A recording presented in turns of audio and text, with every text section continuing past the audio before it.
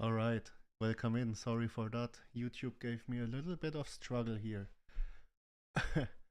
Give me a second. Jerry, you're open to speak now. Welcome in, Jerry. Thank you. Thanks, guys. How are you doing, Jerry? Everything fine? Good, man. It's good. Good Friday. Weather's nice.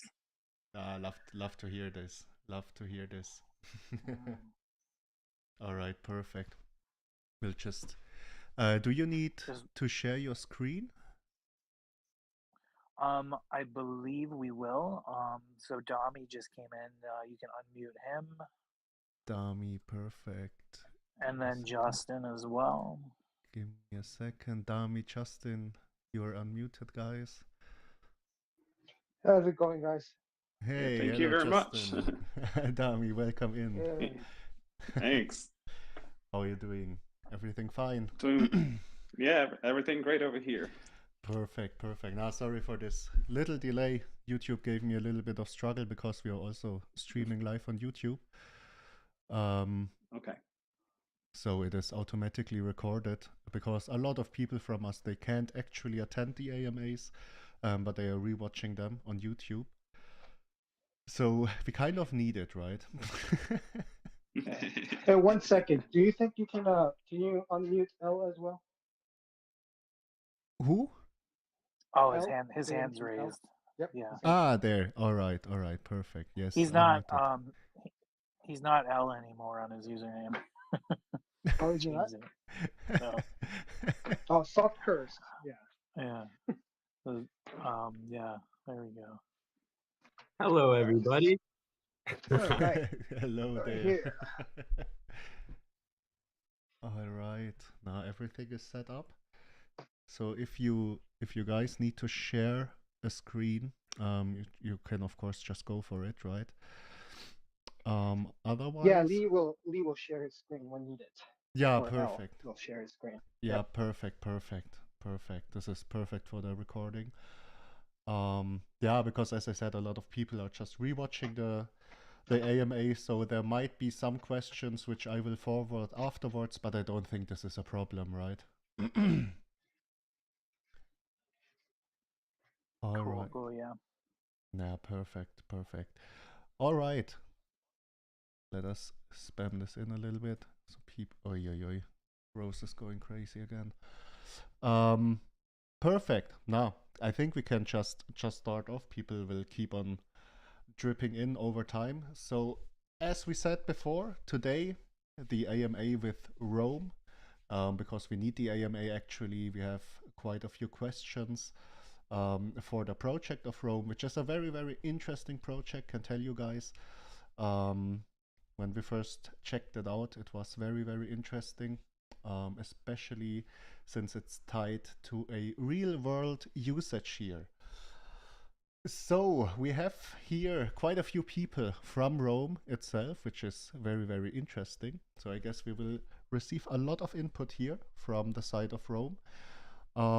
Be sure to listen carefully because this is a possible whale fund investment. As you guys know, we will always take a poll. Poll will most likely be set up next week after the end of all AMAs here. And then we decide as a community which we should add as a whale fund. Also, I'm not 100% aware, is the seed round still ongoing? I think yes, right? Yes, yeah, the seed round is open. All right, perfect, because we shared the link to the seed round group. Quite a few people of you joined already. If you haven't yet and you're interested privately, just always feel free to also check them out there on the seed round group. And otherwise, I would say, because we need the info, right, guys, we could just hop straight into it. Now, I believe, as you guys said before, someone will share the screen. And yeah, I guess you have kind of a presentation or something ready for the screen share. I am not totally aware right now. Perfect. Jerry forwarded the seed round group. One more time here. All right. Yeah, so you can go. I went ahead and posted the links in the main chat, and I'll let you these guys go ahead and kick off, and we'll take it from there. Perfect. I will. All right. So is everybody seeing what I am sharing? Their front page for Roam Spaces. For me at the moment, the video is paused. Not yet. Yeah, not yet. Okay.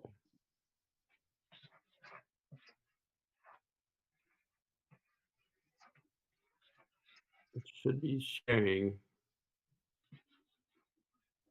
Yeah, it shows as if you're screen sharing, but it's just showing like a blurred like version of your display picture. Yeah. Huh. Okay, let me try this one more time.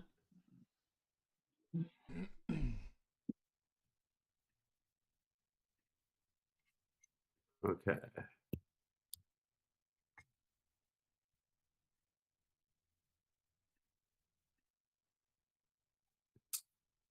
How about now? Ah, no, it's Perfect. perfect. Perfect.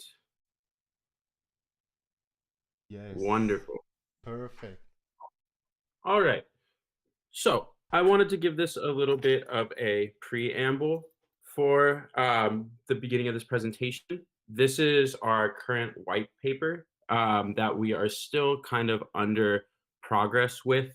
For those of you who are joining, my name is Lee. I did a lot of the copy and design for this white paper. So you are going to see a few things that are still under maintenance that are kind of in this that will be eventually kind of just restructured a tiny bit. So if there's a few things that aren't quite making sense in terms of just like placement or something, it's just because this is not quite our finalized version. So we appreciate your understanding. We wanted to have something to present to you today, though, so that's why we have this. So going forward, right? I think the best place to start is to start with why, the why of Rome, which is answered by Rome's objective. So Rome answers the public's emerging desire to access and live in unique locations. These locations are defined by Rome as spaces. They're constituted by multiple rhombus units. And we wanted to have this desire to live in these places to be accessible enough that they don't cause any constraint or financial burden. And then in turn, through the use of spaces, Rome creates. So once we've identified the reason for Rome and what we set out to do with it, we had to figure out what Rome was itself. And put simply, Rome is a post-rent housing subscription offering unique and unforgettable experiences. Then the Rome token is the currency for the Rome ecosystem, provides access to Rome subscription services, payment for services, and for investors, the opportunity to mint Rome NFTs. As you'll see later, if we have any questions surrounding it, those possessing Rome NFTs will have access to different perks and rewards generated by operation profits. So with kind of the foundation set for Rome, right, we had to decide what our vision looks like when we actually put it in practice. Because I think what was mentioned at the beginning of this AMA is the fact that Rome really is pushing the boundaries as to real world utilities for cryptocurrency projects. This is something that is very, very much so using cryptocurrency as the vehicle to its realization, as opposed to the cryptocurrency side of it being the project in its entirety. So some of the things that we are really excited for that Rome will be offering, right, is the idea of global phenomena, the idea of this not being set in one specific location where we have our spaces, but instead members of our Rome community who are subscribers will be able to travel distances, travel internationally, and see all these kind of different offerings available to them. We also have an eye towards complex ecosystems with our spaces. We want are spaces that we choose to place our units to offer a very rich environment that is not just your run-of-the-mill kind of, oh, this is just a field and I'm in the middle of nowhere and it's cool because I'm in the middle of nowhere, but that's really the only merit to it. We want wherever you are, whether it's in Iceland, whether it's in Alaska, to be rich and to offer some sort of complexity behind it. And this also falls in line with the idea of unique environments. The Rome is uses the Rhombus units, which are 8 climate certified, which allows the opportunity for these spaces to be in a multitude of different environments. And so we want to take full advantage of that and offer members of the Rome community access to these unique environments. Moving forward, we also want to access Earth's canvas. This is the idea of kind of simplifying away from what we have built in terms of human construction, but instead allowing members who are residing in these spaces to see what the Earth has to offer in terms of its own natural beauty. So when we go again to something like Alaska and we think of like the aurora borealis and we're thinking of these northern lights and these other beautiful things that just happen naturally, we want to integrate Rome and our spaces into this phenomenon, right? We want this to be something that the users can experience. And then lastly, oh, sorry. I was just gonna say, I was just thinking when is Lee going to mention about Alaska? So this is like for everyone to imagine about where do they want to be, and where, if they have any dream place, that's where space can be. That's where roam. You can roam around in those special places of yours in space. Yep. Yes, it's very exciting. But so lastly, and this is something that we were discussing, right? And this is a key thing with Roam experiences is oftentimes me myself, I'll go on tiny home videos or I'll see people living off grid and they're living in these very remote locations, but that is kind of a double-edged sword in that it is very remote. So if they want to go get groceries, or if they're gonna need any sort of medical services or anything like that, or even if they just want some social engagement, they want to have a conversation with someone, right? That's not really possible.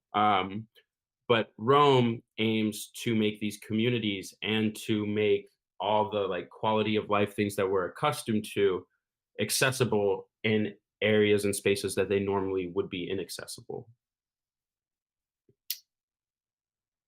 And so, with this being said, and talking about community and the fact that we don't want people just living in remote locations with no human contact, we plan on offering experiences to those who are residing in the Rome spaces. And what we decided to do is kind of narrowing it down into categories as to what these experiences would look like and why they would be unique to Rome. So starting off, we like the idea of ecosystem immersion. And that is, if you can't tell, there is a deep-rooted appreciation for the planet and for the spaces that we are going to be placing the spaces in for this project. And from that appreciation, we want others who are coming and staying with us for however many days to be able to experience this as well. So ecosystem immersion is going to be, they're going to be experiences that involve members going out into the locations that they're staying at, whether that is if you're in the Alps, you may be hiking in the Alps, or if you're in a jungle with waterfalls, right? Like any of these photos, these are all involving the interaction with the individual and whatever environment that they're surrounded by. We also want to eventually offer location-based experiences. As I mentioned before, with our kind of mission objective to be a global project that has multiple locations all over the world, certain locations are going to offer services and experiences that are unique to them. So wine tasting doesn't seem that unique, but if you're in Napa, which is in California, it's the wine capital of California. It's called like the French countryside of California. There are some great wineries that you can go to that are going to be superior to almost any other one in the States. I don't want to make any claims against Europe. They make great wine. But same thing, you know, safaris if you're in Africa, elephant rides in Southeast Asia. This is one of those little areas where we're changing. You kind of can play golf wherever you want. So we were planning on that being whale watching as our example, right? So once again, you'll see that I have a penchant for Alaska. But if you're in Alaska, they have great whale watching experiences that you can go ahead and excursion on. So that's the location-based experiences that we Yeah, want to and offer. if Napa Valley doesn't excite you, then you know there's Bordeaux, there's for French wines, and there are many different possibilities. You know, even with Yeah. that. What was it again, Jerry? What was popular, famous in near Canada, upstate New York? Was it ice wines? Oh yeah, the big ice festival, the ice wine festivals. Mm-hmm. Yes. Yeah, I mean, like there are many different gems that's hidden in the world that can be brought out that you may have not known, and that's also something that Rome can do. While you roam around, you'll be able to unlock different gems in different parts of the world. That's for sure. Yeah, I think it's also very important to mention the curated experiences. And this is how we could make things, you know, very exciting for a lot of people who want to discover what different locations have to offer. Like things they never even imagined, where in different locations we can actually expose it to them based on these curated experiences we want to build for people. So that's part of the goal that we're trying to achieve with Rome. Mm-hmm. That's right. That's moving on. We also plan on offering developmental workshops. So if you can't tell, there is an optimism behind both Rome and behind Roombus, this desire for seeking and better answers and solutions of many aspects, right? And we also believe that this is something that can be directed towards our community members who are subscribers to our services. What better way to help and enliven these experiences by offering kind of skills and unique perspectives from people who are experts in their field, right? So almost like what is the highly popular class, we want to do something similar to that, like going back to wine tasting, we have a sommelier who's going to come in and teach you all about Merlots or all about Cab Francs or natural wine. Or we're going to have a cooking workshop or some other sort of kind of intellectually stimulating, right? After you're tired, after all your excursions that hopefully you'll be taking advantage of as a Rome community member, something that's a little more cerebral, right? Film screenings, presentations about something that is a unique circumstance to the location that you're residing in, right? Anything like that is something that we are very interested in having as an offering for members of the Rome community.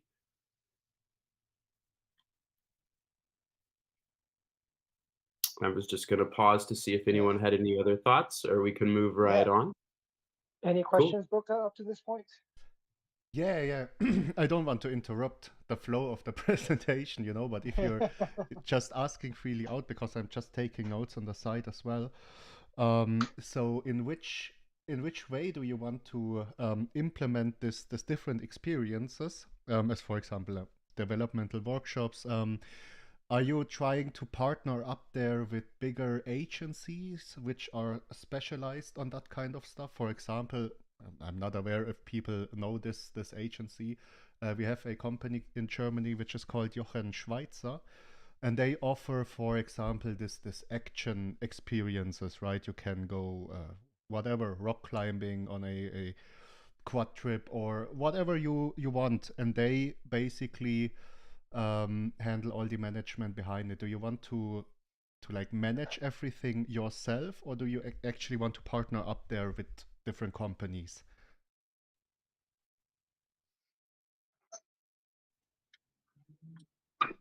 Okay, so I think it's going to be Tommy, mostly did you want to take based that? on Okay. partnerships. Can you hear me? Yes, I can hear you. Yeah, we Okay, can it's hear you, going to be Tommy. basic. It's going to be based on partnerships. Very, very wide margin. And the reason is we don't want to go into different markets, duplicating costs. People already do these things very well. It just makes sense to work with them to so we can have those experiences in more markets without thinking about overhead costs. So it's the model is just to plug into what already exists. But in markets, for instance, in places like in the United States where we have easy access to, we could create some kind of add-on unique services to what already exists. So that's pretty much the model that we are looking to implement. All right. Yeah, I like this idea, because seeking for partnerships, because there are very specialized companies out there which have everything ready, is also, in my opinion, I think the right way to do it, to offer these different experiences. Absolutely. Yeah, exactly. Absolutely. And then moving forward to our last of our second to last is Spaces by Rome affords a wonderful opportunity where you have people who hopefully share that common vein of desiring to travel to these locations. There's kind of some underlining kind of preconceptions that you can make of them, right? These are going to be people who are a little ready to experience something new, people who are very interested in seeing what there is to offer. And we want to be able to connect these people to one another while they're all sharing the same space. So we're going to have space-based socials, as we like to call them, where it's, oh, this is going to be the community dinner tonight, or we're doing karaoke, or there's going to be a happy hour, or board games and trivia, or even just some sort of party where there's a DJ and everyone can show up and dance. We, like I said, don't want this to make it to feel like an isolating experience if you don't want it to. And if you want there to be human interaction, that should be something that we plan on offering as an experience as well. And then lastly, right, we do want to focus on community wellness as well. So if maybe you aren't feeling up to going out on excursions every day and hanging out with a bunch of people, it's just maybe not exactly what you want to be doing with your time that you have at the Rome space. We do plan on offering community wellness. We want you to use this time to relax and to kind of just recharge the batteries, because it's pretty obvious that a lot of batteries are low right now after we're coming out of everything that's been happening. And this can be anything. This can be yoga. This can be swim classes. Just a nice quiet dinner. Or, you could, if there's gardens, you can tend the gardens and plant something, whatever you like. That's kind of our aim for that. So we want to have both the introverts and the extroverts covered, right? So all are welcome at the Rome Spaces, and we plan on offering experiences that will be catered to a very wide demographic of people. And then we're going to skip over this for a second because we're reorienting. So we wanted to get into the highlights of the Roombus units, right? So you've probably been hearing Rome and Roombus and wondering whether or not they're interchangeable. Rome is founded with a partnership with Roombus, and the wonderful person behind it is here in this chat. So, Dami, did you want to introduce yourself? just give a quick little background? Yeah, thank you so much. So my name is Demi. My background is tech. It's been amazing why a lot of people ask me how the transition happened from tech to something, close to construction, which is actually what it is. It's so exciting to finally get to the point where we have a new way to build things. And Roombus was actually designed around the idea of there's a better way to build, there's a quicker way to build. There's a massive housing shortage in the whole world. And if we don't have new thinking, we probably will never solve that problem. So that's how Roombus was created. My background, initially, my first startup was a company called Nairabox, where I had this brainwave that the future of finance in Africa was going to be P2P payments. With a hint of lifestyle, so things like buying tickets to cinemas, buying tickets to events, discovering activities around you, put them together into a super app. And the banks, I remember, said dead on arrival, this will never work, because we were trying to get some partnership with them. So we raised $1 million, me and a few friends, and then we built Nairabox into a powerhouse that it is today. And back home in my home country, in Nigeria, that's what all the banks now are integrated into. Then I went from there to build another company called Swipe. Swipe is a B2B company. It has a product called Simon. Simon uses artificial intelligence, predictive analysis to kind of figure out what's going on with the ATMs, POS terminals. It's basically for only one banking solution for everything deployed in the field. And it processes over $6 billion every single year. So that's something that we're very excited about. So just transitioning from that into Roombus was almost a natural step for me as the son of a pretty successful civil engineer. So growing up for me was, about visiting sites, seeing things going from foundations to buildings where people move in and they call home. So that just got me so excited about building something out of nothing. So when I was, through with fintech, I said, okay, what's the next step? Saw how huge the market is for housing, and it just made sense to go into that. So initially, we wanted to do this back home in my home country, Nigeria. It is the largest country of renters. People just do not own homes; they prefer to rent houses. And we did research. We found out that homes were expensive because we didn't have like a national mortgage program. The standard is you pay cash up front to buy your unit, to buy your house. So we designed something that was affordable. Just for the market, because they had to be in a sweet spot to be able to appeal to the market. And by the end of the first week, when we built a pre-production prototype, put it online, we had thousands of demand from the United States. We had, in fact, in California alone, it was over 10,000 people who actually wanted, just give me one right away. So the product market fit was across the Atlantic. It made sense to move out here and get it done. So we put up a pre-order site in 2020 during the pandemic, and we're back ordered till 2025. So there's just significant demand for this. It just makes sense to partner with a company like Roam that is trying to elevate that thing and make it, on a global scale where people turn housing into a subscription as the term it, the post-rent world. And we are very excited about being a part of that global domination. Yeah. Thank you so much, Demi. And yes, awesome. I'm sure as all you can see, there is a very humanitarian vein in the approach to Roombus, right? It's founded on a lot of principles that take a compassionate kind of stance into housing, the realization that there is a glaring problem with it. But one of the wonderful things that Dami's told me before is that when you're being housed, right, and you're moving into some of these smaller units and stuff, downsizing should not be a downgrade, right?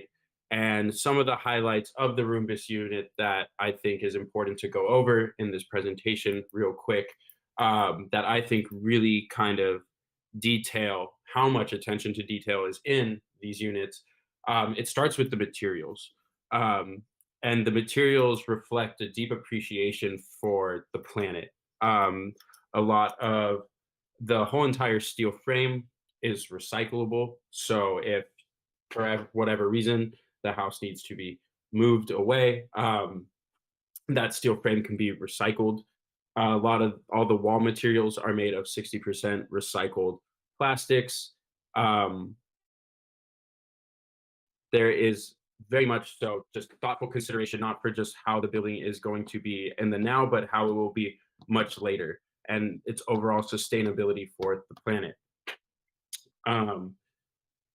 And that same sort of consideration for the Earth also goes into its consideration for the people who are residing, excuse me, in the unit itself. So there is this very smart design for appreciative living. I think one of the greatest numbers Delmy threw out at me was 1,440 times a day. And that is how many times the air filter that automatically filters and maintains the air quality levels in the Roombus units checks to make sure that the air is of the best quality. And the reason it is 1,440 times a day is because that is how many minutes are in a day. So it is this perpetual kind of calibration that's taking place, right? And of course, with consideration for Rome's project, Roombus just made perfect sense, as there is kind of a very low profile integration that can be done in terms of these aren't very large buildings. They're not going to be taking away from the environment and the landscapes that these spaces are in. And they're also offering like high visibility. You can see the gentleman standing on the roof if he wants that full panoramic view on top of his unit. But then the Rome, Dami has done a wonderful job of making the epic windows. Epic windows in Roombus units are 10.5 feet by 8.5 feet. So much larger than me or probably you, I'm sure. And these windows serve as portals out into the environment that you're going to be staying in, right? We wanted it to feel as integrated and immersed as possible, because if you are staying in these beautiful places, we want whoever is staying there to be aware of that as much as possible. Yeah, in addition, sorry, let me just chime in here, Lee. Go It's for it. critical to talk about the epic windows because this is something I say. It's the first time I'm seeing a group of people come together to design something. And this group of people are user experience engineers, which I think their opinion of the world matters because design experiences everybody gets to see daily using mobile apps, websites, and stuff. Architects as well, because these guys think about, okay, how do you feel when you live in a space? And then structural engineers, obviously we need those. And then psychologists, how does the house make you feel? Why do we choose these materials? Why do we have to make this kind of texture on the walls? Why do we have horizontal lines and not vertical lines? Why do we have windows? Why do we need to have massive windows? All these things came into play, and it just formed a natural serendipity between meeting all these different traits and getting into this product that everybody wants. And that's why when people look at it, it looks just super resolved. Like I want one of them. And that's just why, I want to talk about this epic window because it was the mix of all these traits that got us to this point where we needed to have a portal to the world, just like Lee said, where you can just look out and feel all is well. Yeah, so that's the goal with that. And I think now with all this presentation, you can really come to appreciate the promotional video that shows different angles of the unit, the mono unit that we had on in that video. So if anyone hasn't had a chance to watch that yet, now with this presentation, go watch it. You'll come to appreciate the Roombus unit that is being provided for this Rome space community. You'll come to appreciate it more, I'm sure. Yeah. All right. And so lastly, like mentioned, it's great that we have the Roombus units as 8 climate zone enabled. The caliber that these units are built to just far exceeds almost any code. Actually any code, even in like areas like California, where it is incredibly difficult to build things up to code. The Roombus units just soar right beyond that. So with that being said, as mentioned earlier, this is going to enable the opportunity for spaces to exist in a variety of different environments. With that being said, Justin, I think it is your time for the presentation. Well, if we want to go over to the uh, the forecast, right? Hmm. So this is this is how we are forecasting the return on investments. So at implied daily rate of $350, and if we say that there are 10 units installed, um, and the initial setup.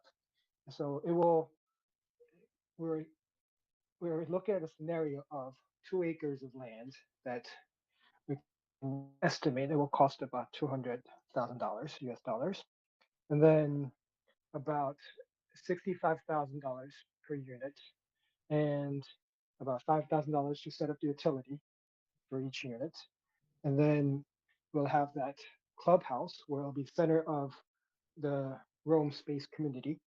So with about 10 units, we're estimating about in this scenario of about $1 million to set up. And then with that, once it will take about 6 months, we're estimating at most,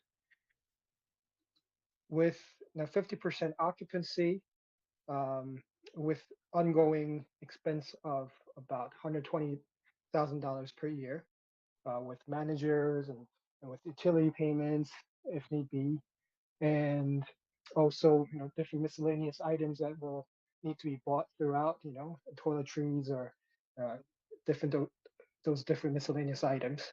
Um, with 50% occupancy, we estimate about $480,000 can be generated as a revenue, and that will equal to simply 48% ROI. And then with 80% occupancy, with about um, 88% of ROI, and with 95%, we expect about 100% ROI. So right away, what do you think, Lee? Does this sound like a great number? I mean, it sounds great when we talk about traditional housing markets too. Oftentimes, like I said, this is like you said, Justin, this is just a forecast, but Right. it does not return this quickly. I live in Long Beach, so it is a little bit of an exceptional housing market scenario here. But you're not seeing houses that are going to be rented 2 bedrooms or anything like that for less than $700,000 and maybe going for $2,000 a month, so $24,000 annually. So we're talking decades for the ROI on any traditional housing. This forecast is a great number. Yeah. And I don't know, Boca, like what maybe different types of REITs, or like Lee said, just general real estate investments you can compare it to. But what you also don't want to forget is that these numbers don't include any of the other a la carte experiences or different services that we will be offering. So we will diversify uh, revenue streamline. So there will be more revenues being generated per location. And so with all that, we believe this is a realistic number. Could be said as conservative, but we're not gonna say this is just period optimistic number, or conservative number, because you never know, right? In the whole real world business. But just although this being a forecast, and we're not gonna promise any numbers, but at the same time, we believe this is very achievable number, and the results could be even better.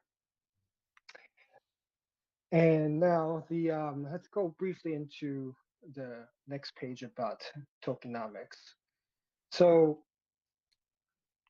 now, as being this is a crypto project, right?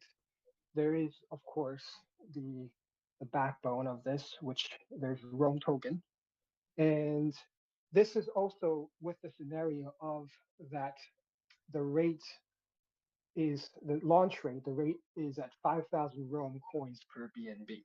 And the reason that this is at, we call it as at the scenario, because the final rate is to be determined at the last round of fundraise, the pre-sale round, um, which will be most likely held with the the fair launch platform from Pink Sale, or something equivalent will be used. And with that, it will be up to the market that will decide the final rate. It can be, we're seeing that it will be at least 5,000 from coins per BNB. And this token metrics is set with that. And the amount of money that we're raising is also currently set at that rate. But then, as again, it will be the minimum rate that we will reach before we get to TGE, the token generation event. So the token metrics can vary depending on what the final launch rate will be. So just take note of that, please. But the seed round that we're in right now, that will be 20% bonus to what the launch rate will be. And when we enter the private sale private round fundraising, then that will be a 10% bonus to the final launch rate. And then what will happen with these Roam coins, the investment, the ecosystem doesn't just end here. With these Roam tokens that investors will receive, what we'll do is there will be Roam NFT that'll be offered. The time frame of minting, when the minting will come live, that will be also announced in the future. But you'll be able to mint those NFTs with these Roam tokens. So these Roam tokens will serve as that purpose, and also for as a currency token in this ecosystem. So you'll be able to subscribe to our Roam model, and you'll be able to use it to pay for different a la carte services offered via app that we will be launching as the first space is near coming live, where people can start to book. So that's how the Roam token will be used. And Roam NFT, um, for those who have invested in the seed round and in private round, they will have the opportunity to mint more exclusive NFT. And those NFTs will only be able to be minted by those who have invested in those rounds and have never sold until the minting stage comes live. So after that, after these seed round and private sale round ends, the door will be closed. So only those who have again invested in those rounds will have that opportunity to mint those. And obviously, these exclusive NFTs will come with exclusive perks. And more will be more details will be revealed towards the time when the first space will come live. But you know, some perks as free nights uh, throughout the year. That's definitely in plan, and different a la carte services that we will offer, and those can come at very steep discounts at just the cost to us. Those are being considered as well, and those in the Genesis community of those who are the investors, they will also have much say in determining on what the different perks should be. Now, this is very community oriented, as you can see throughout the whole presentation. So we will never close our ears to those in the community, especially in the Genesis community. And lastly, as it was mentioned in the outset, the NFT holders will be able to claim the rewards that will come from the operation profits. So you can imagine it as like sort of dividend like, but these aren't going to be dividends. These will be, again, the platform will be set up where at designated time, you'll be able to collect the operation profits from the specific NFT for which specific space NFT you have minted. You'll be able to choose different space where you want to mint those NFTs. And any other thoughts, Jerry, to these? No, I think you summed it up really well, especially with what Lee went over and everything like that. I guess at this point, I would probably open it up for questions because we've said a lot Yeah, we now have. in the last hour. So I'm sure there's some people that would like to have some input, maybe ask a couple of questions. I feel like now would be the right time to do so. Hey guys, it's Moneybin. How are you? Good, good.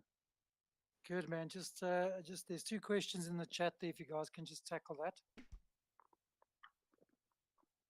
Yes, there's one question from a Flame Bull, more like an insurance question. He says, if you get robbed there because the door opens when the phone gets close, he thinks he saw that, and maybe something gets stolen. How do you tackle this kind of problem? I think so. Like in our last AMA, we have a recording pin and stuff like that. It shows us. I think Dami was kind of showing how we actually enter the unit. So everything's controlled by this operating system, the room OS, right? So everything is done by your phone. So when you go ahead and you reserve a night at one of these places, you arrive and you'll use your app just like you would. I don't know if you guys have seen this type of technology in a hotel as well. I know Hilton does it where you get a digital key. So you actually have to initiate unlocking your door from your phone to let you in. So it has its full security system with it. And when it goes throughout any other stay, I would say any other stay at any other type of hospitality type place, there's security systems, there's cameras, and we'll always work with people to try and take care of people's situations as they happen. Obviously, you can't prevent crime anywhere you go, but you can be equipped with how to deal with it. And that is something that, yes, we will take into account the security of the people staying at our facilities. Yeah, and in addition to that, I think it's important to state about the tech for access to the unit, because I was just reading the question and it says if the phone is near and it opens the door. The first thing is that is only a check-in experience. That is the check-in experience you get. After then, you're required to unlock the door by yourself when you go to it, just to make sure, because I understand the false positive technology could read the Bluetooth says, okay, this device is indoors. And even though we could create some updates to make sure that this person hasn't checked in yet, and then create some conditions to figure out exactly what is going on if the person is in or outside. But we just want to keep it simple. When you check in, it's a very good experience because you're probably dragging a bag, you're maybe carrying something else. And on the other hand, it'll be great if you just walk to the door and it opens for you to go in, which we demonstrated the last time with the actual unit. But once you check in the first time, subsequently, you will need to actually unlock the door with your phone. Yeah, perfect. Because this I wanted to add. I think this was also more from the tech side, because I think he meant that if you're near the door, it will automatically open. Oh, he got a little addition here. You have an insurance plan for those things. I get it's not easy to get access, but is insurance sort of included in the stay?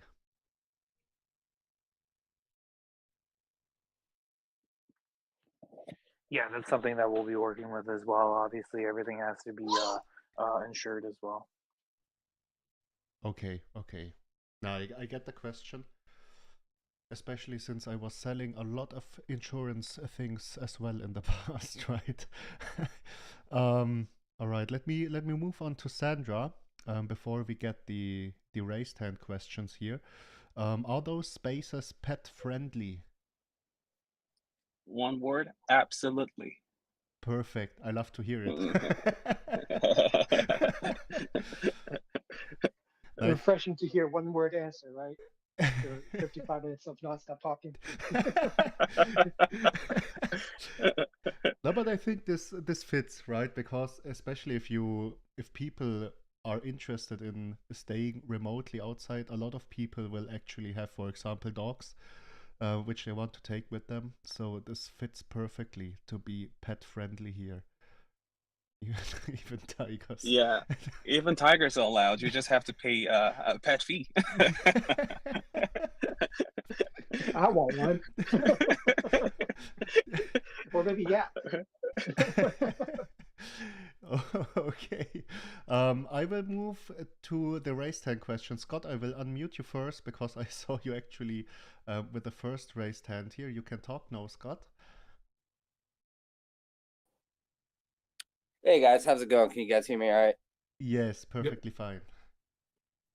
All right, perfect. So first of all, thanks for coming. Appreciate the time. It's a very interesting project. I was not able to check out the full previous AMA, so if I ask any questions that have already been answered, don't want to waste y'all's time, just let me know. I can go back and check all that stuff out. First, I want to say I did at one point, I think it was last week after your first AMA, I did check out a video of Dami doing like a walkthrough on a unit. I would suggest anybody listening to this AMA definitely go check that out to get an actual feel for the design of the units. They are really incredible. It's super cool. So actually seeing that is very important, I think. Thanks, Scott. So Thank you. yeah, no problem. So on to my first question. I see that you guys definitely are travelers. I can tell that you guys enjoy and appreciate the earth, and there's a lot of outdoor type approaches going on, but there are a lot of people that live in the outdoors and want to have city experiences and stuff like that. So are you guys also going to be having these units in small cities? Big cities, I'm sure that's going to be way tougher to work out, but maybe smaller cities, mid-sized cities and stuff like that for people who want to experience more city dwelling type experiences? Yes, the answer is yes. We was somebody else going? We're also enthusiastic. Go ahead. Yes. Go ahead, Dami. You can take it. No, Jerry, please go ahead. Yeah, so Jerry. we were for sure, like, absolutely. It's all about the experience, right? And these things are going to be everywhere. One of the first areas that we are looking actually is to put our first space. I think we did mention this in the last AMA. Not a specific city, but I'm saying we are looking in the state of Florida in the United States for where our first space will go.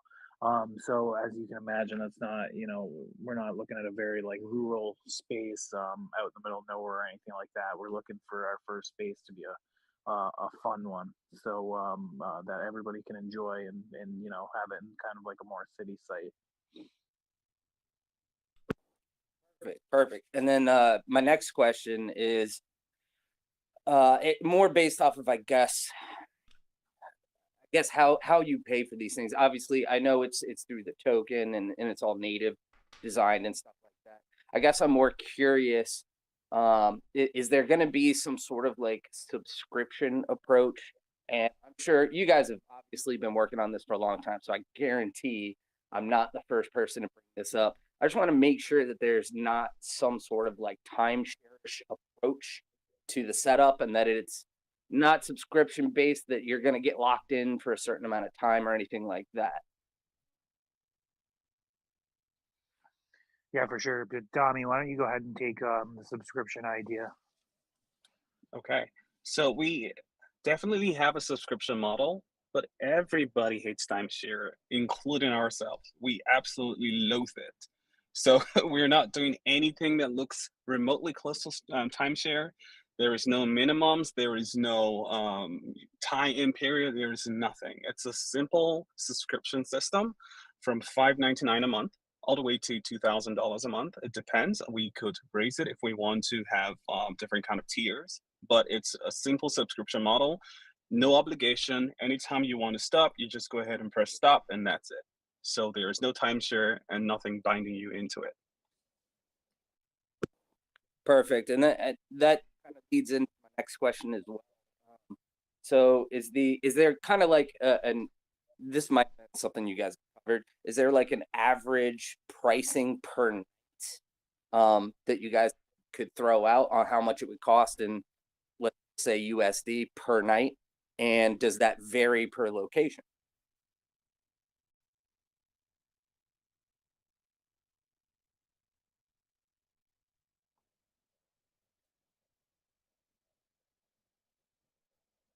Am I on? Can you guys hear me?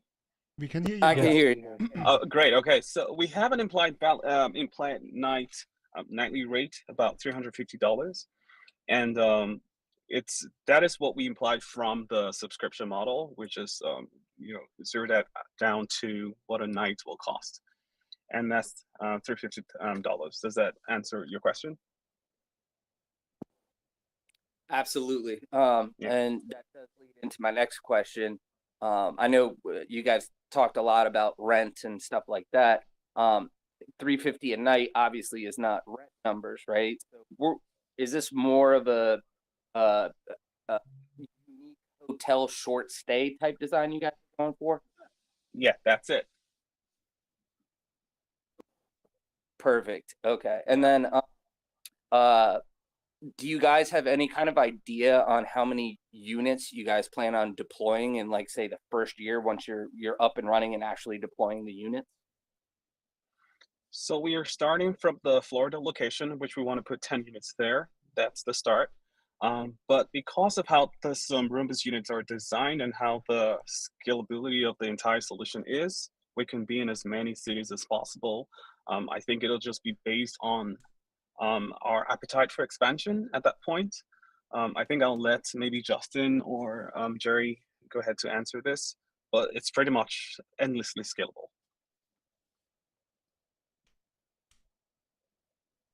Perfect. Yeah, that's good enough for that. And then I just have one last question here.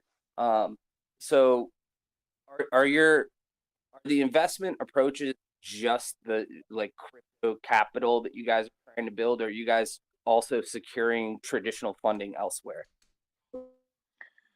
So as of right now, within the seed round sale, we have this open obviously through Legacy Capital. So so we can get people that we've normally worked with, people that want to make some returns on their investment, get them in first. But we are working with different parts of capital raising here.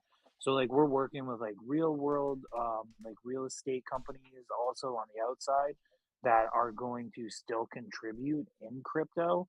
But we are working with outside companies. It'll be their first time. These guys we're talking to are gonna sign up for a centralized exchange and buy a bunch of Ethereum and kind of dump it into this for their part of the contributions. So we're doing a lot with different capital raises coming from different types. Perfect. Yeah, I appreciate your time, guys. That's all I've got. I appreciate it. Thanks, Scott. Perfect. Some good questions there, Scott, because I was about to ask them myself, but now you got to ask them. Chris, I saw your hand was raised. You still have a question there, or was it covered already, Chris? Ah, there it is.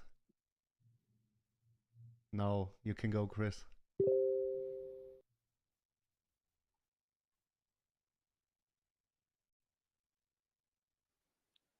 Need to unmute yourself, bud. Oh, first time, everybody. No, great to have you guys. Thank you very much for taking the question. Scott actually asked kind of the baseline question I had. My biggest thing is, why would you do, my concern is with the subscription plan versus the, doing pay per se. Don't get me wrong. I think you guys as a team, just, phenomenal. I feel just as comfortable with you guys as I do with Paul and AJ and the rest of the guys. As far as honesty, trust, moving forward, working hard on your project. My biggest thing, and if this was, say, an investment right into, Tommy's initial, build up, that's a no-brainer for me. This project that you guys are is geared towards guys like myself who travel, travel on motorcycle, quick stays, stuff like this, who, leave the house for weeks at a time and, come back at it and get working hard again. I just have a hard time wrapping my head around the subscription model with the $2,000 for 8 nights. Feel like anybody going to subscribe to something like that, most likely, if they have the money to do that, they're going to stay in a nice hotel. Unless, they're looking for that experience that you're talking about, why not do just a pay per stay instead of trying to do subscriptions where it might turn people off? Yeah, for sure. That's a great question. And one of the things that I kind of said before as well is that, we are in the complete obvious beginning stages of this, of the way that this operates and the daily operations. So there's things that aren't out of the question. There's things like, we've decided, like, this is the model that we're going for. And the subscription is based around there being multiple places, like, throughout the world, right? Different countries. So, like, yourself, if you have a subscription, it doesn't matter where you are. You could be in the United States one day, and then next week you're traveling through Europe, and I'm going to book a stay here because my subscription's already paid for it. I can go ahead and go in the app and check that out. But, like, just keep in mind that, like, day-to-day operational stuff is not concrete. And we will do what benefits our customers and our investors, as Justin said as well before. Our community, especially our Genesis community, is important to us, and we take everything that is said in these AMAs and everything that's kind of been brought forward by our community members and investors. We take those to heart, and we will look at implementing different structures within the operations if it works for the overall benefit of the company and its investors. Okay, no, I appreciate that open mindset, because my worry is doing all the numbers and basing everything off of, like I said, everything. I love it. I think it's a great idea. But if everything boils down to that price point at that subscription, then it would turn out to, if you get pigeonholed in a spot, oh crap, we're not getting what we thought we would in subscriptions. You just gotta be able to, like, in business and life, just pivot and move and make something work. So as long as you end up having a backup plan, because if you get in a bad position, what happens to the return on investment for all your investors? So yeah, I think that's it's a great answer, and I really appreciate you addressing it. Yeah, for sure. And that's the thing, right? So business development is all about evolution, right? So we got to move with whatever is the best way to implement revenue coming in, and what works best. We'll understand through the implementation of our operations. So absolutely. Yeah, well, and the one more thing to add, if you don't, I guess I was in your first AMA that you guys had and really enjoyed it. And the presentation with Dami was, was awesome, amazing product. If I didn't have a wife who, didn't want to stay in one myself, I would probably have one on a nice piece of land in the Adirondacks. So when it comes down to people, when you do a subscription, it's a great idea. Like, oh, hey, I have a subscription where I can get away from, 2 nights each month or a week each month. But realistically, it's just for people, I feel like. And, not all of us can get, a guaranteed 8 nights away if we're spending $2,000 and actually it lasts for 1 month and they unsubscribe. So it's just the ability for people to, even travel around the world. It's not like you can bounce from one to the other thing, because your subscription is only for 8 nights. So, you know, you still have a mortgage or rent somewhere with subscription on top of it. So just one more, you know, food for thought kind of moving forward. It's, you know, been on my mind since your last AMA. But again, overall, I'm a huge fan. I think it's great. I think it just needs to make sure that there's a solid plan or a willingness to pivot in order to have a return for your investors. Absolutely. Chris, you've raised very valid points, which we appreciate. And just like Jerry said, it's flexible. Right now, we're running models around these numbers. It's not cast in stone that it's only going to be subscriptions. In fact, this is why we have the implied nightly rates, because it's something that we're also looking to do as well. But Cool. this is the initial model. It will evolve, just like Jerry said. This is just business development. It's continual. It continues to evolve till we finally get to the sweet spot. Cool. All right. Well, thanks, guys. Again, I really appreciate your time, and yeah, I wish you the best of luck. And I'll probably stay in one someday. So thank you. Appreciate it. Thanks, Chris. Hey guys, how are you? Chris, until Rome is launched, if you need to stay somewhere for 2 days to get away from your wife, you're welcome to come by my house, brother. You're the man, Scott. I knew I could depend on you. Thanks, brother.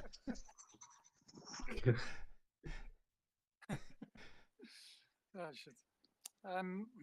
This is a question. Can you guys hear me? Yes, we can hear you, MB.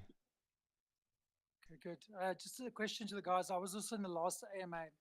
I like what Chris said about approaching model. I think it's important to maybe consider both options. One on a subscription model, one on a stay per night model, because then you're catering for both those type of people. Because if somebody wants to do one night, then they pay for one night and done. I think adoption will be a lot easier if you have flexibility on the payments, either way. I understand on the subscription side, it's about getting annuity billing in. So people will pay, continuously ongoing, and that will create billing and it'll create income, let's say, back to the investors and back to the ecosystem of the project. So I fully understand that. I do think it's important to maybe do a split model, maybe do a bit of a cheaper rate or a more expensive rate, whether you go subscription or stay per night. So there's an incentive, financial incentive for somebody to then say, well, okay, well, I'll pay the subscription because then I just paid and I don't have to worry about, having to book, having to charge on my credit card the last minute type of thing. So I think that's pretty awesome if you guys can cater for both of those options. Yeah. My question. Thank you. My Okay, question, sorry. You're welcome. You're welcome. Sorry, so my question is around the property. So you're going to place these things all over the world. So let's say you're going to start in Florida, and you're going to put these in different areas, etc. I'm assuming that you're putting 10 together, like a little ecosystem. 10, because you mentioned a clubhouse. You guys are putting like 10 together. Are you deploying 10 at a time with the clubhouse, or are you deploying one at a time? How are you going to do that?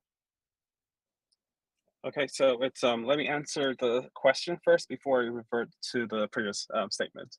So the goal is to start with communities of 10 units, because that seems to be the balancing act between cost of setting up the space, the capital required, and also with what number actually begins to make sense for a community.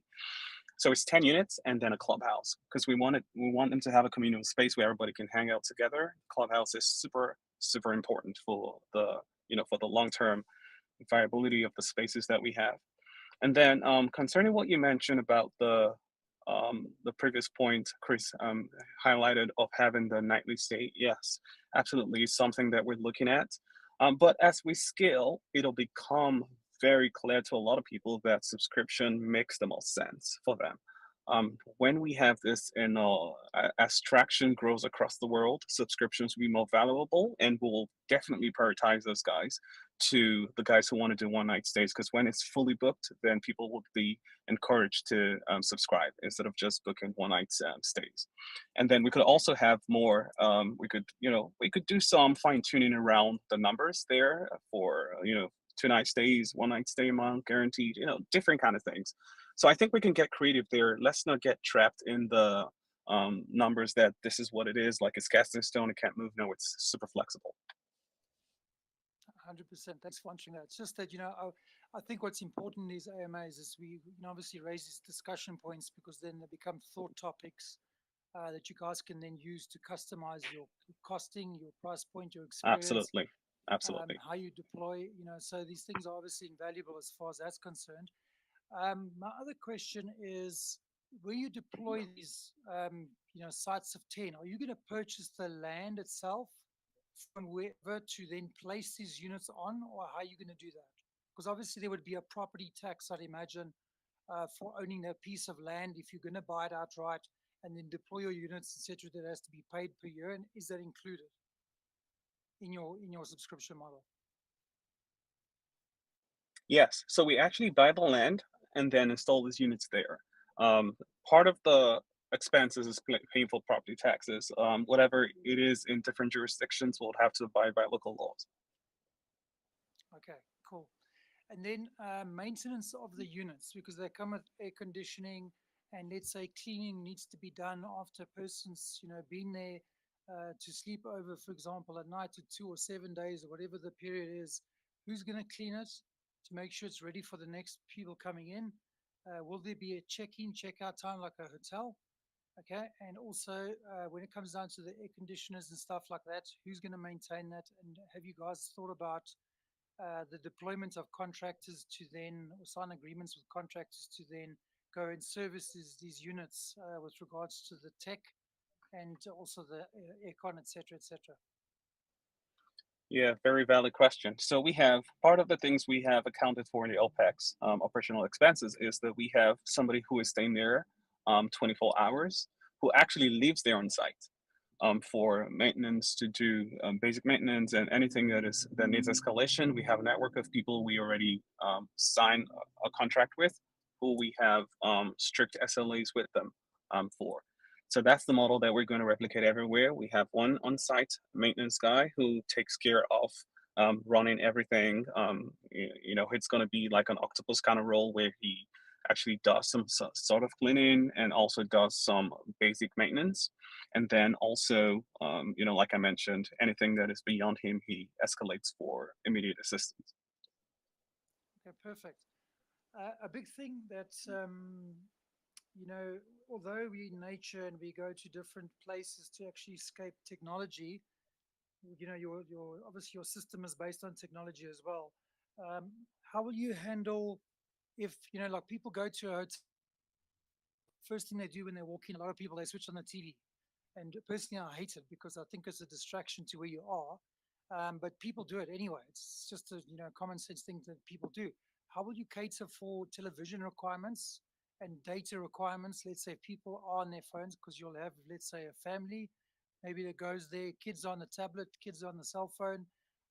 Parents are trying to encourage the kids to get off their cell phones, their tech, and let's go, explore the area, for example. How will you cover the data and the TV requirements? Okay, so for Roomba's already partnered with T-Mobile to provide 5G SIM cards in many of the units. We want to make it optional. It's opt-in based, so people could decide if they want it or not. And that we just want it to be that, so people have the freedom to choose. But for spaces, we actually have SIM cards and antennas into all the units that we have for the monos. That way we have internet access for very deep locations, like in the middle of nowhere. But anywhere we can run fibers to, we'll run fibers to them. And we're actually embracing that, yes, even though a lot of people say going to nature is for them to disconnect from technology, but we find, polling people, talking to a lot of people, they always want to post on Instagram. They want to see what is going on in the world. I want to be secluded, but I still want to have the freedom to do whatever I want to do. If I need to have work to do, I need internet access and stuff like that. So we're not going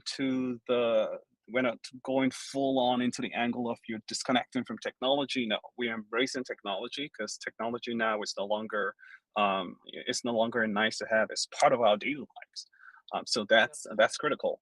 So there's internet access with the T-Mobile SIM cards, and then there is also internet access as much as we can run fibers to it if we need to use Starlink as well to have access to internet in different remote areas. It's going to be a combination of different kind of models that will deploy across all the spaces. Okay, good stuff. Because I was going to say that because I'm in South Africa, and we have this constant chuckle about my internet access here, because it's it's an annoyance, let's say, from our side, from an internet perspective. But I mean, I know, like you said, you've answered that. Everywhere people go, they do want to do that. An interesting thing, what could actually work quite well is that if you cater a lot for people that travel, because obviously let's look at post-COVID, because COVID obviously messed up a lot of things for everybody in terms of travel.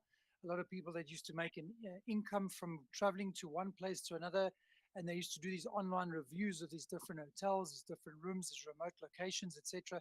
Once normality starts to set in, like you said, people will then go and post to Instagram where there are the units, that type of stuff. What might work as an NFT, as an example, is that these creative and artists that then take photos and then mint them as an NFT, you could also allow them to do that where they take it off the environment, their specific photograph, mint it as an NFT and use it to sell it online as an income generator towards the artists.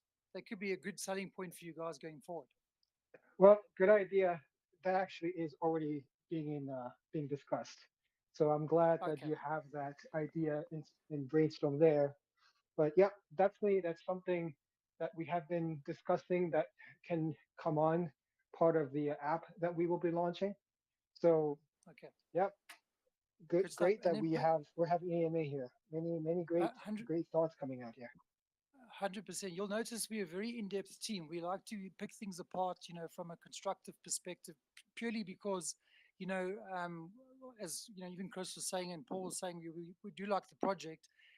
We need to cover all the bases, and also if we raise some topics that helps you guys to plan better in terms of what because you're gonna have these questions come up, and the last thing we want is people to look at the project and go because of one thing that hasn't been thought of. You know what I'm saying?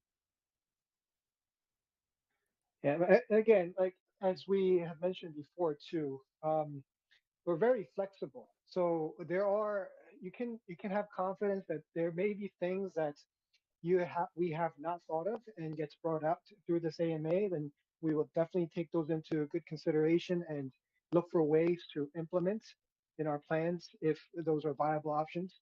And also, you can be confident that we will chase down the route where it brings the most benefit to company, to the customers or members of Rome community, and also for the investors who are also members of this whole big Rome community. So any kind of like the business operating plans, numbers, just be confident that we will punch in all the numbers and figure out that sweet spot that will work in the best way. And like how you had that concern about um, having the subscription model and then only have a freedom of just booking one night or whatever. Yeah, we'll definitely pursue the way that it will have the lowest entry bar for people who wants to experience it, and they feel like then there's the bar's too high having to do a subscription. No, we will definitely go, down the road where it will be most beneficial for everyone. Okay, perfect. And then my last question. Looking at your tokenomics that I did just now, besides the value of, let's say, the business growing and the market cap, etc., and the experience, is there anything additional that the investors gain from the early seed round versus anyone else investing? What is the hook investors? Because I'm pretty sure people want to know that what's in it for them to get involved with the project at this time. Yeah, like as it was brought out, um, the tokens first you get with that bonus. So that will be the first benefit of getting in early. And then second of all, we will be limiting that NFT, which will be also the core part of this whole uh, ecosystem and the blockchain part, where only those who have invested in these rounds will get to mint those special exclusive NFTs that will come with more exclusive perks that will never be offered in the future. And we will also the Genesis group that will be made up of these early investors.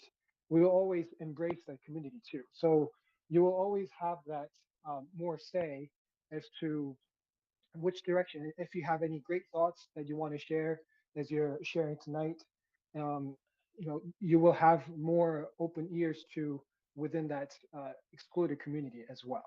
So those Perfect, are perfect. right now what we're offering. And again, even with those perks as mentioned, if being part of that Genesis group, you will have more opportunity to share different ideas that you can then see how your thoughts, ideas come live in the real world business as we, 100%. bring this Rome into a great business in the whole world, in the whole globe.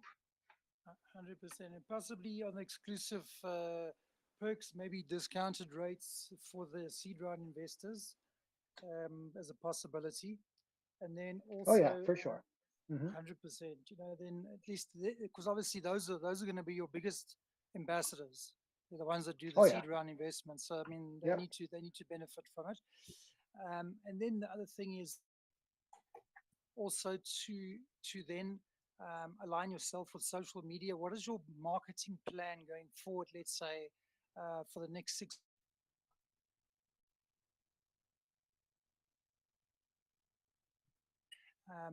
And also, I mean, no one can really say for sure. Is Around about this my September internet or in that region. Say No, again? trust me, it's definitely internet. I What's think that, he's Scott? experiencing some network issues there again. He's our leg boss here. Can you guys hear me? We can hear you. We can hear you. Yeah, now Okay, again. good stuff. Good. Okay.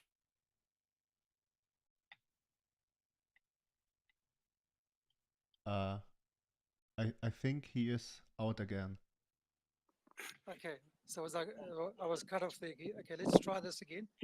I was just asking about. I was saying that nobody really knows when COVID's going to finish, and gut feel is probably September. My personal gut feel. What's your plan for marketing post seed round to get more buy-in for this particular project and adoption? So 6 months and 12 months. What's your roadmap as far as marketing is concerned? well, for on the digital side, for blockchain side, we're legacy capital, and which means we are the marketing specialists. So we have different channels that we can um, make the brand awareness grow, and also this we find what the strength is, right, for each different project or businesses that comes to seek help from us. And what we have identified with Rome is that it's very visual. It's just very appealing to your eyes, right? So we will seek down different avenues, channels that can bring out that strength of Rome and utilize the ways where we can make the videos, the images that can be put into under spotlight. And as we move on, as we grow, we also will have different creative ideas that can bring out brought out with different socials, Twitter or Instagram. Um, Again, those are tend to be the best ways to um, utilize different images. Any in any way also that can bring different eyes, different sets of eyes to it. Even with Twitter and Instagram, right? That can be also somewhat secluded to some parts of the world. So 100%. something that goes to like a Asian market, specifically, more specifically for maybe perhaps China.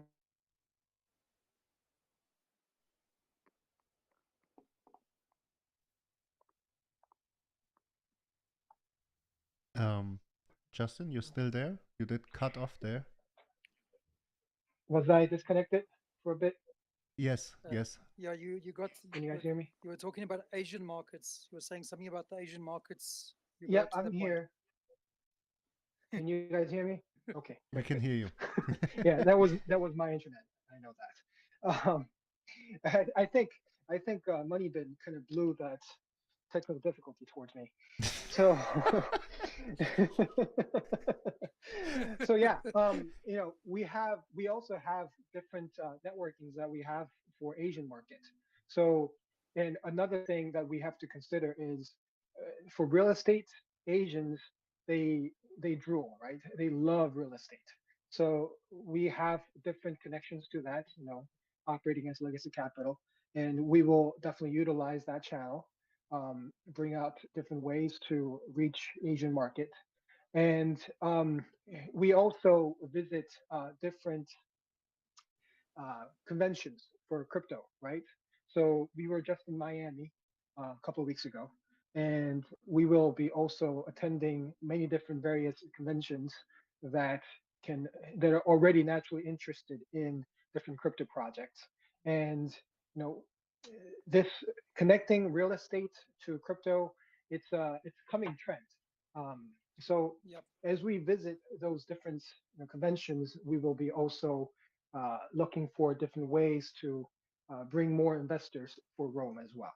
So these are just Perfect. some things that we can mention right now, and any more that uh, more of the different methods that we can take. Um, I mean, that's our also business secret, so we can't talk everything about here. Sure, no problem. I do marketing, so I like to ask all the tough questions. It's important that everyone's comfortable. If they're putting money to it.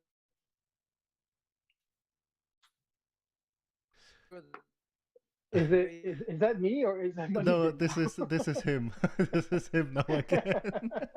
So I blew it back to him then. It's from tossing from New York to South Africa now. But yeah, so yeah, and we appreciate it because I believe legacy capital. We always strongly believe that AMAs are the best ways to marketing when it comes to spaces like this, right? Because that's where the people are. That's where we can actually talk about the project, and we can have great when great questions are asked. Then we can have that chance to bring out great answers. So with the great host, great attendees, and great participants, we can make this AMAs into a great facet of marketing. So definitely, we appreciate it. We appreciate these opportunities, and more will be Thank you, done. man. We don't Appreciate your answers. Thank you. Yeah, thank you. All right, this was a lot of in-depth stuff here. I think we all got a very, very good insight here for Rome. There is one thing. Could we for in the presentation go to the calculation again with the ROI there? No problem. Thank you a lot, man. Because I have to say, as since I think most of the people in here know, I have this background in traditional finance, right?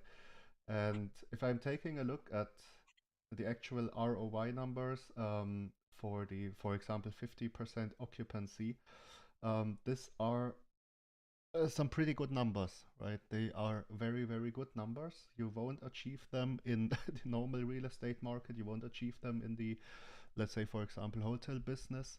So from the ROI side, very, very interesting. Now this leads to a question of mine, because as a holder, you're able to mint the NFT, which is basically making you able to claim rewards from the operational profits.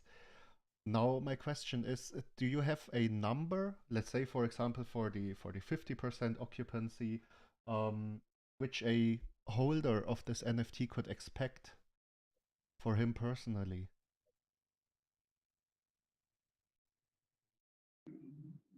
I think this will have to be answered like in the combination of effort of Dami and I. But what I can say as far as the NFT and claiming the rewards go, is that there will be it will be in ratio of how many NFTs you hold for that space, right? So, you know, we we will never claim that these are securities or shares. I mean, these are dividends. But just for hypothetical purpose, let's think of it as like a preferred share, right? And I'm sure you guys are more expert in that. And right, how you can claim dividends quarterly, right? Yes. And it will follow that model where after all the expenses are taken out, and in that profit that made, um, the the amount that correlates to how many NFTs you hold out of the whole um, supplies, so that percentage that will be the same ratio of how much rewards you can claim out of the operation profits.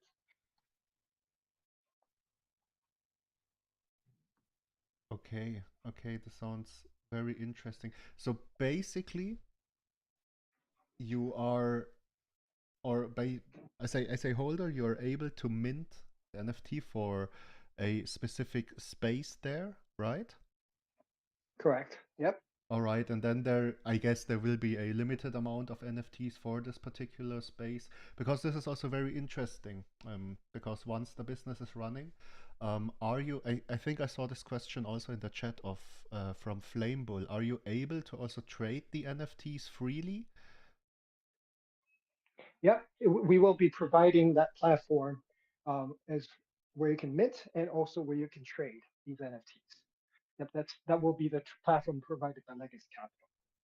All right, because I have to say I love this approach to NFTs. I have to admit I'm not the super big fan of let's say art NFTs personally. I like the idea, or let's say better, I love the idea of utility NFTs, and this is something which you are going to provide in the future. And I think, especially since you are tying the NFT to a specific space, right? This is a lot of value chances there for the NFT itself.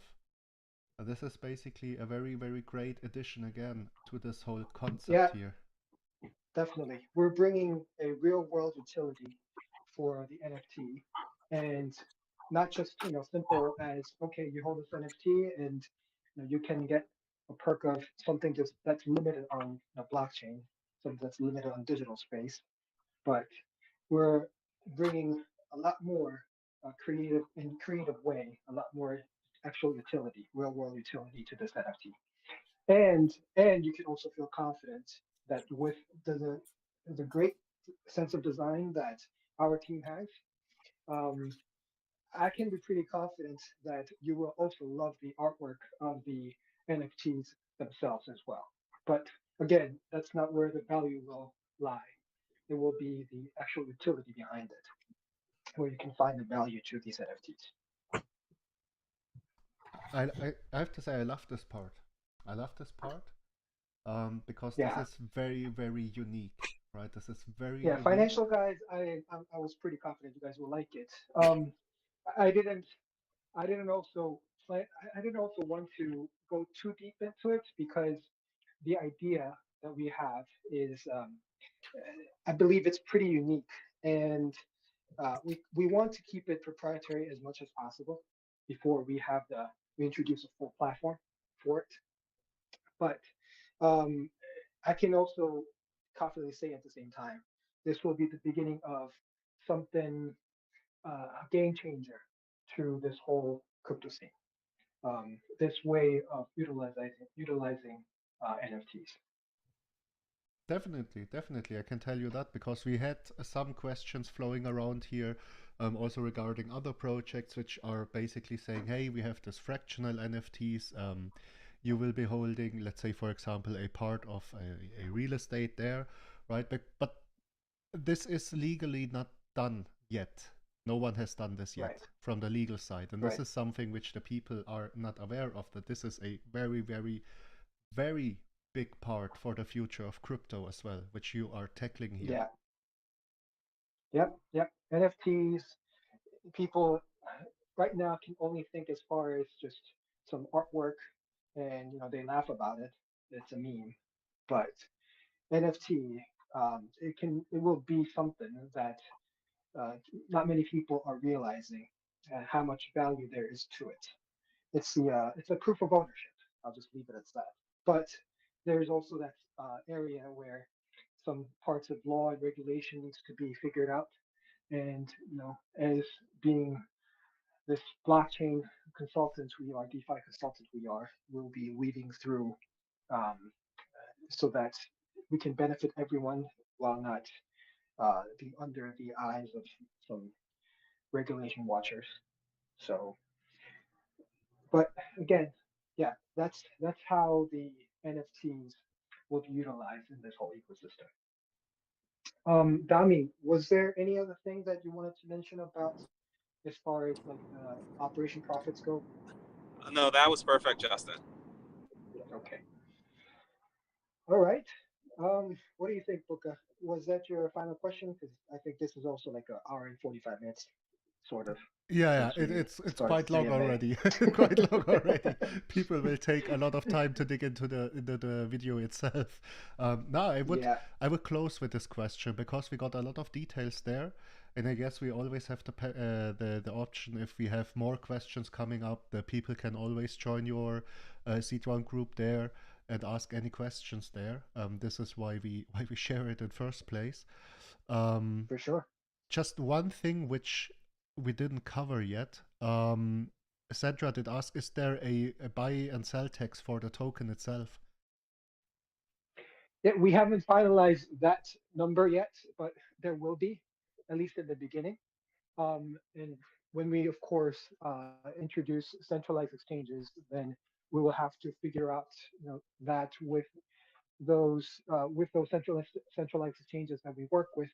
And most of the time, then once it's on there, right, there will be no tax, because that's usually how the centralized exchanges operate.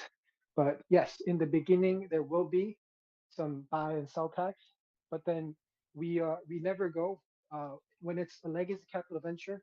Another thing that we value is that we don't go crazy on any of those taxes, making it just again the entrancy tough. So we will definitely have some reasonable for that.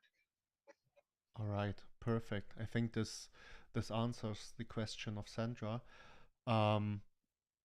Now, I would say a big thank you, because we got here like very detailed answers to very specific questions here. We got a great presentation and a great, let's say, look into the future white paper it is.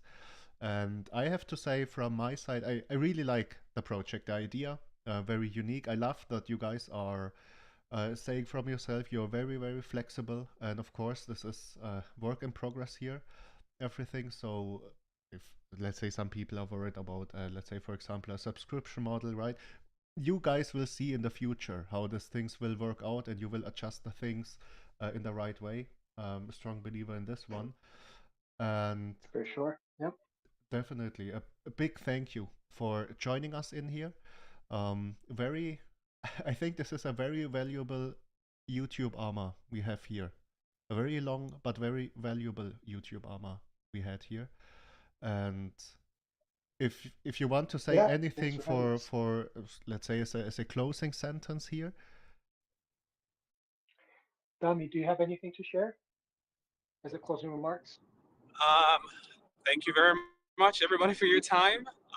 As the world transitions to remote work, it's obvious we'll need solutions like these. People have the freedom to explore the great outdoors, to discover new areas, and we're very excited to be a part of that process. So thank you very much for your time. Perfect. Well said. Perfect. And yep, seed round is open. Feel free to join that group, and feel free to ask any questions there. And I'll see you guys over there. Perfect. I love it. Scott, yes, Thank you, guys. just go forward. You have another question but a statement. Totally fine there, Scott. Yeah, hey guys. Yeah, like you said, not a question, just a statement. Aside from all the logistics of the whole scenario, I just want to say, Dami, if you designed these, I just want to say they're beautiful, man. I'm a tech guy. I'm blown away. Thank The you. engineering behind these things are so cool. Thank So you so yeah, I much. just wanted to state that. Yeah, no, it's beautiful, man. Love the design, and looking forward to looking more into this with you guys. Thank you very much. Anybody who wants to visit, we are in Torrance. If you're in the LA area, you can come in at any time, but we have tours on Thursdays from 10 to 2 p.m. But if you want to come in any other date, let me know so we can arrange a private tour for you. Ooh, private tour. Look at that. Yeah. Nice. Very nice. Guys, it was a great AMA, and appreciate the answers. Very, very Yep. appreciated. Thank you. Thank Thanks you for all guys the for your questions. time. Thank you for your time, right? Thanks for having us. Thanks for having us. All right. Thank you. Have a nice day. Alrighty. All right. Bye. I will close the AMA See you now guys around. and say bye-bye. Yep. Thank you guys, right? Bye-bye. Thanks. Thank you, guys.